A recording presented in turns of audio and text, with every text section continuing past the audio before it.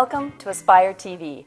I'm Jan Waldman, and my guest today is Jack Goldman. Welcome, Jack. I'm so glad you're here. This is exciting. Thank you for inviting me. I appreciate it. Well, Jack is an actor, film and commercial, and he's had an interesting career, so we're going to ask him about it today. So how did you get started? Well, that's an interesting story.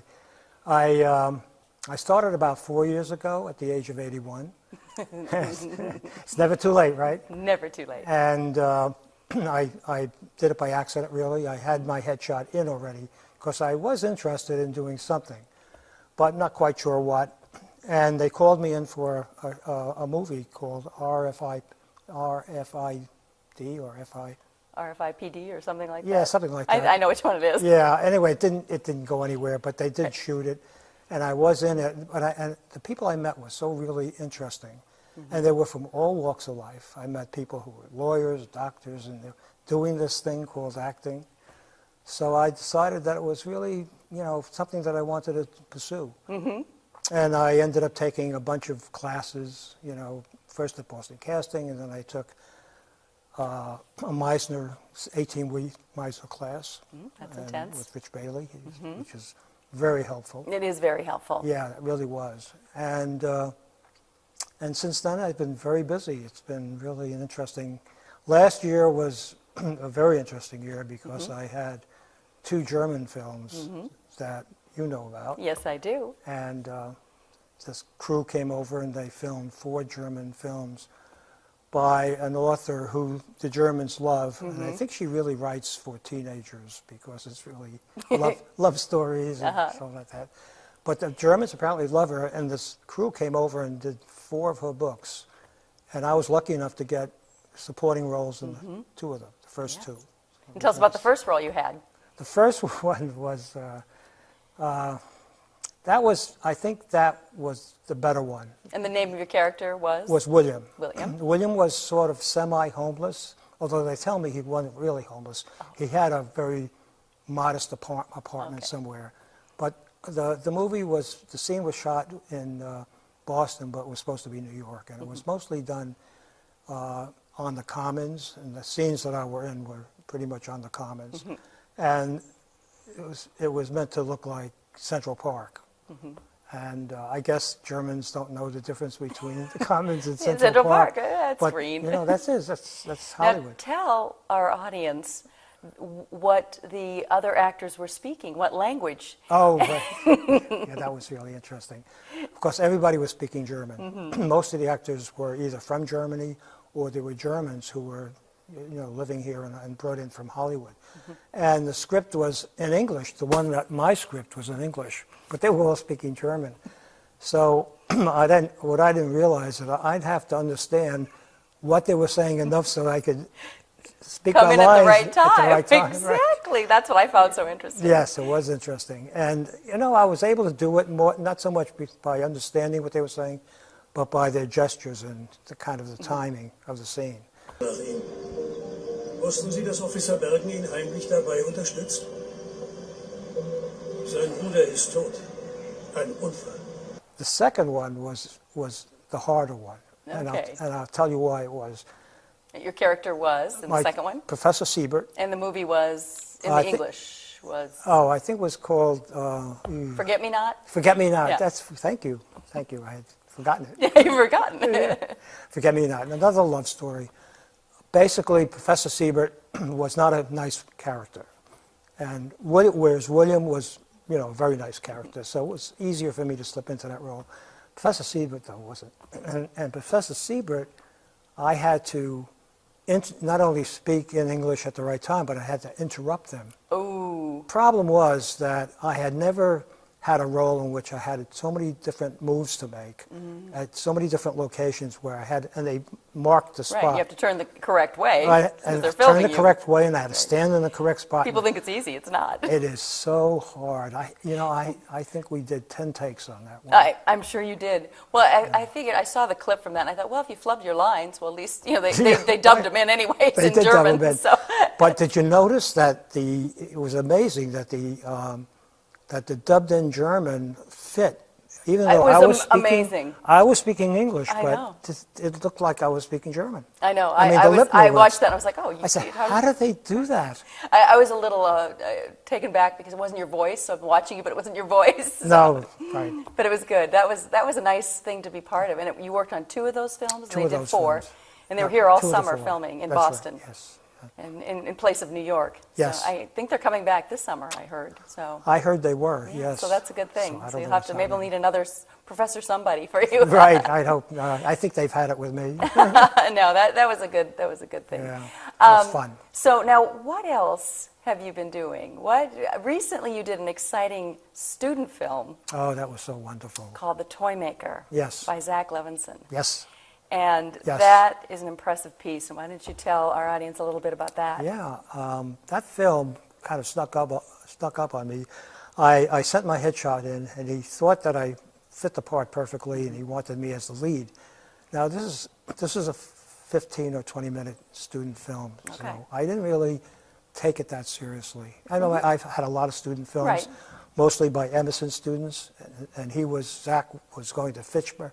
Which actually has a very good program. Which I found out I do has know an that. amazing program. I mean, it's equal to Yes, it is. Emerson's, I'm sure. And the entire crew was all students, and Zach was there. And I found out that he's one of these very meticulous people who loves detail, and his scenes were meticulous. Everything was recreated and authentic. And Now, talk about this the was set Yeah. in the 1940s. And talk about the costumes, the wardrobe.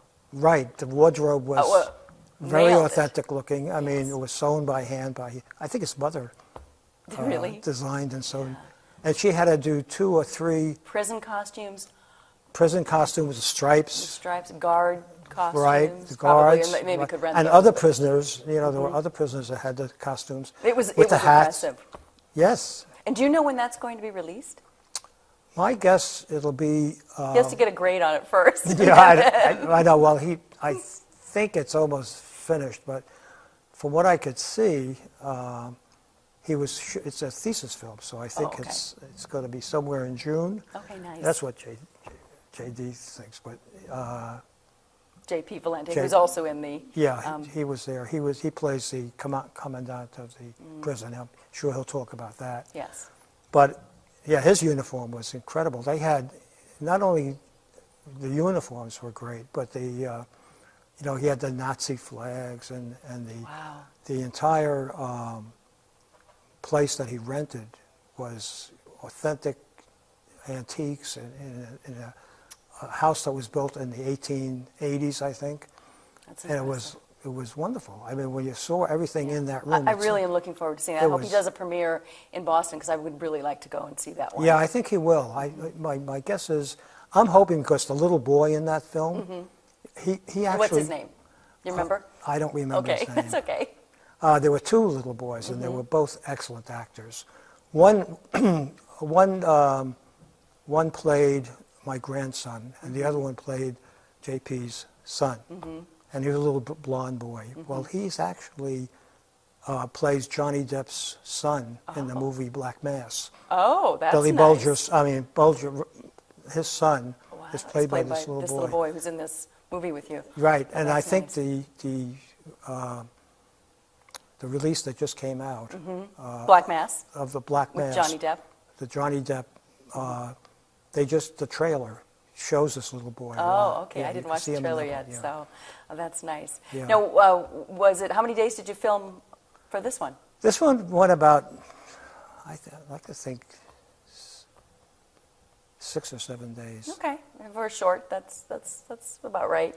Yeah. About right. Now, tell me a little bit about. Let's go back to commercials. I think you do a fair number of commercials. Can you tell us about some of your commercials you've done? I have. I've done a number of commercials. Some of them, I'm trying to remember one that's memorable. That's the last one.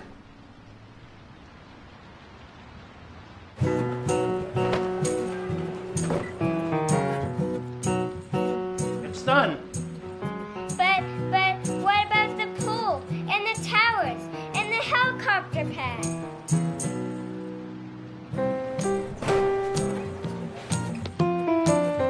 the commercials that were done were pretty much short. They were very short. They're not as, to me, they're fun to do, but what I really like to do are music videos. Oh, yes, you have been in a very famous one. You need to tell us about that one. The Norwegian band? Oh, Elvis, yes, yes. They came over. That was something that was almost accidental. And I was picked by Jody Purdy to be in that one. It was really a background piece. But when the scene came, we were all at a bar down in Weymouth, and they took over the entire bar, and everybody in that bar was part of the commercial. And how were you dressed? And they gave me some, I was dressed as a priest. Okay, perfect. Yeah, I was a priest. And there were 4 priests, 4 of us. Okay. And if this, of course, is a musical. And when the time came, I had no idea what I was supposed to be doing. None of us did. Of course. And when the time came, they told us, you know, that all I had was to say, Haverhill, sing Haverhill. Oh, right, because it was in the city of... It was supposed to be. No, Okay. in the song, they come to a part where they say, and Oh, they're talking about the cities. That's they're right. talking about That's the right. city of Haverhill. Okay, that's right. So we're all, let's go The priests Haverhill. and the bar, that's so we funny. all had steins of beer in our hands. Okay, that's good. And when the time came, it was Haverhill. That's- So it was fun. cute. Yeah, that was fun. Yeah, that one was seen Yeah, by a that lot of was people, so... And then the other one that I did, I think that was amazing. There's a fellow who found me somewhere. I think he found me on New England Actor. Yes, yes. And he hired me just from that. And this musical was on a farm about somewhere near the Vermont border, but Okay. it was like halfway across the state. It was like, drive, it was a a good road drive. trip. It was like 120 miles one way. And, way, right. yeah. So that we went to this farm, and the farm was like a 400-acre farm. The original family that owned the farm was still on that farm, and they were there. They were there, and we had a piano. This was in. And is this outdoors now? They're filming this outdoors with a piano? This is outdoors, right? Okay. And there was a grand piano sitting outdoors. It was in February. It was ice and snow everywhere. I did 2 on that farm actually. And this one, there was a young woman that was a singer. She sang, and this whole thing was basically, I was supposed to be the man. Maybe I go up in flames at the end of this whole thing. But Were you a bad character in this? No, I just go up in flames, but she's out there singing, and that turned out. I think it's gotten some views and it Good. was fairly successful. But the one that was very successful was by a band called All That Remains, Okay. and they're a punk rock band, and but they're hard rock, very hard rock, Okay. and kind of music that I never listened to. And when they told me, but this was an unusual song for them. It was very soft, and it was kind of romantic, and it was all about the life cycle, from birth to death. Death. Okay. And they had myself I and did see that one, another woman, yes, and she was like older, myself. And then they had versions of us going back to very young, like a boy and a girl, 10 and 9, I did see and then a that. It was teenager, and then a young. So that was beautifully done, and that had something like, it's over 13 million views at this point. Wow, that's Yeah, impressive. that was very, Good very for you. successful. Oh, that's great. Yeah. That's great. Music videos are fun. I've done a few my own self, and they are fun to do. So, They are fun. yes. I really like doing them. They can be very creative. I did one where, again, I was burnt up. I was literally. Jack, I think there's a But pattern here. He put stuff all over me. I mean, he put, he made me look like I had ashes all over my Once face. again, the makeup artists are brilliant. Yes, we love it's them. amazing. We love them. Yeah, They it make was us, a lot of fun. They make us look good or bad or however we're I supposed to look. know. I haven't seen that yet. Can we just talk about a little bit about what you did before you were an actor? Before I was an actor. Because I think that's interesting too. Oh, thank you. Well, I've always been interested in technology and in science, and had come up to Boston after I graduated college. I had come up and taken a job on the Apollo program, which had just started back in '65. Well, I came up in '62, but I took that job.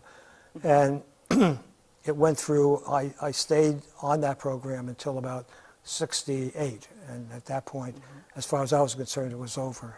Even though, they had landed on the moon. But Oh, so basically, your job was done? It was done as far as, everybody else. They started letting people go, basically. Wow. Yeah. But I think it's, for me, that was like the epitome of being creative and doing something unique. And the people that I met were just fantastic people. It's been brilliant people. Brilliant people. Brilliant. And they all scattered to the wind after that, and they all did their thing, and they started companies. I started my own company also. And it was all technology, and I developed barcoding for hospital records, and I was the first. We had a couple of patents. The first one to use the barcode to track medical records throughout great. Hospital environment. And helpful. And helpful. So we had a long run on that one. That was, we started a couple of companies. One company, I worked for Iron Mountain, which you probably heard of, which was a fairly large company, but I was its first president. And then I started a similar company out on the West Coast for storing film and video. And that was the first time that I really got involved with the entertainment industry. Oh, okay. Because I was... And what year was that approximately? That was early 80s. Okay. Late 70s, We're early getting 80s. closer to when you started the 78 film. to about 83 or something like that. Okay. But I spent about 10 years going back and forth between California and Boston. And we had 3 storage facilities out in and around Burbank, Van Nuys, and Hollywood. And we stored, in those days, there was no digital, it was all film. Right. Big canisters of 35 millimeter film. And when they distributed, we distributed the film for them as well. Physically distributed it. And that film was big, heavy canisters.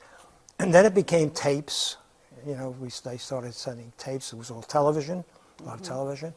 But it was all media. It was all things, Of course, that's all gone today. Yeah, it's gone. And that was only, That was like 25 years ago. That's amazing. And we all saw it coming because I was, the first warehouse that we had was across the street from a studio in which they were filming a film called The Outsiders. And the editor of that film, I knew her. We had lunch together, all that and everything. She invited me to come over and see a new machine that they had just gotten. And she knew I had a technology background. So I went over and she showed me this, looked like a box out of a refrigerator sitting on the floor, basically, and had some lights and icons on it. And apparently they were in Oklahoma filming the film. Yes. And he was sending, this is, I'll think of his name later, but he's a famous director. He was filming that, sending the dailies to this box. Okay. And they were viewing it. She was viewing it and editing it and sending it back to him. And that was the very first time it was Xerox invented this. And it was the very first time they had tried to do this. And Xerox had wanted them to experiment with this, so they gave him the box and let him do whatever he wanted. See if it worked. And it worked, it worked. And that was that film digital? And that was the first digital transmission of a movie film through, from one location to another for editing purposes and for daily purposes, That's revolutionary for film. It was, and that was like 1983 or something like that. It's not that long ago. And that box with the icons on it, that later became the Apple computer. Oh. Because they sold the rights to that software, and that Xerox invention was picked up by Steve Jobs, and the rest is history. Yes, so it was amazing. That is amazing. Now, so we don't want to miss this part of it. One of my favorite things that you do is you are on the Folklorist, which plays on this channel, actually. Oh, really? As well. Oh, that's right. It's public. Yes, public access. Yes. And tell us a little bit about your experiences with the Folklorist. Well, what it is. The Folklorist is really a very clever idea. somebody had an idea that there are lots of little stories around that can be related in a way that people can understand them. They're all true stories. They're all historical in nature. A lot of them are kind of weird, you know, Yes, yes, they are. and fun, and they do it in a way that's very, very much creative and very fun. I got involved with the pilot, and it was a show called The Great Molasses Flood. It's a true story. It happened in Boston, and not many people knew about it, but there was a big wooden tank out on the docks in Boston, in the North End, right on Atlantic Avenue, and it was made to store molasses, and the story was that it was during the hot spell that they were having, the molasses expanded, this thing started leaking through the bolts and everything, and the owner kind of ignored the problem. Warning that was signs. it was a wooden thing. And sure enough, when it just burst at one point, and they say that a wall of water, 25 feet of molasses, 25 feet high, went down the street, down Atlantic, and killed about... Yeah, people died. I mean, you'd think you could get away from molasses, but they died. No, and horses were drowned in it. Yeah. Some of them were pushed off into the water, into the bay. It was amazing. Well, I know you've done a few of the Folklorist episodes. Our time is up. It has been a pleasure. Now, is there a way for people to reach you if they'd like to hire a gentleman of a certain age? Yes, they could call me on 617-719-7800. Oh, thank you so much, Jack. Thank you. And thank you from Aspire TV.